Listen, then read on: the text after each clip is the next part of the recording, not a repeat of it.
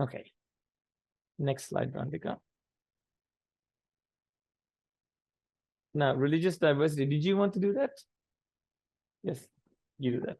So I think, when people move across countries, like when Sri Lankans have come to Australia, we have brought our religions here with us. We have set up Buddhist temples and our various Catholic faiths and Hindu temples and whatnot in Australia as well. So in the same manner, when people move to Sri Lanka for trade purposes or for settling, then they also brought their belief systems with them. Hinduism came with the groups that moved from India at the time. Buddhism, we all know, came from there as well. With Catholicism, it was the Portuguese traders who brought Catholicism to Sri Lanka. And from where I come from in Negombo in Sri Lanka, Catholicism is a huge thing, and you can't go a few kilometers without seeing the effects of Catholicism and the big churches and stuff that we have there. And Islam was one of the first, or not first, but Islam came to Sri Lanka long time ago as well. And I think Jerome is best placed to talk about Islam in that way. But what we all need to understand is that, when we come together into a place, it's important to also have that open space for the belief systems of different people, for them to practice their faiths, just like we have that freedom here in Australia. So that they. Yeah, so to add to that, yes, Sri Lanka is a highly religiously diverse place. So we have lots of types of Christianity. And even with Islam, Islam goes back a long way in Sri Lanka. The oldest mosque in Sri Lanka is now over 1,000 years old. It's the mosque the Masjidul Abrar in Beruala. And so these religions aren't just sort of recent imports, but all these different religions have been there for a long time. A quick note again, the oldest, if we want to view it as a religion, spiritual belief in Sri Lanka is the demonology of indigenous Sri Lankans. So some of you may have heard of the term like yaka, right? So the word yaka, we regard it often as like a monster or like a demon or something, but it comes from our indigenous culture of demon worship. Indigenous people will talk about their nayaku, their relative demons, so to speak. And there are lots of these nayaku. There are flower yaku. There's yaku, like kande yaka, which eventually sort of became the Kataragama Deviya. There's all these different demons that are in indigenous demonology, which are actually fascinating, and is connected to toil and Yaknatum. Yaknatum comes from the mixing of those beliefs with Sinhala and Buddhist and other beliefs. So it's not that these religions just exist, but they influence us through the integrative nature of their practices.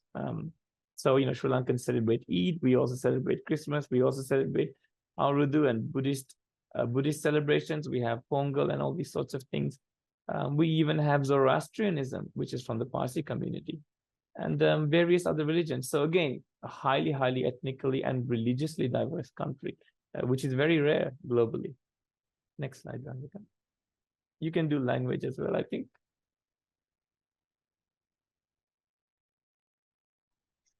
So in terms of languages, this is something we happen to talk about all the time between the two of us. The fascinating thing is, when people come together with different sorts of languages, there's inevitably mixing. You take on the slang, or you take on the grammatical, formation of the sentences, stuff like that, and new languages sort of tend to form. But in the case of Sri Lanka, we have incorporated, especially if you take Sinhalese as a language, we have incorporated the languages that pass through the island so well. To the point where we might not have, not that we might not have, but we might have let go of the original Sinhala word for that thing. So for example, if we're talking about kettles these days, we always in Sinhala would say ketale. And as like someone of my generation, I'm not sure if there is a Sinhala word for ketale. And so things like that. And Portuguese is definitely another language that has influenced Sinhala to the extent where we have words like janele, sapatua, banku, escole, mesa. And when we traveled to Portugal, we could actually see all of these words on their schools and on their billboards and stuff like that, which was very interesting that to see that connection that Sri Lanka shares through language and through other things with Portugal.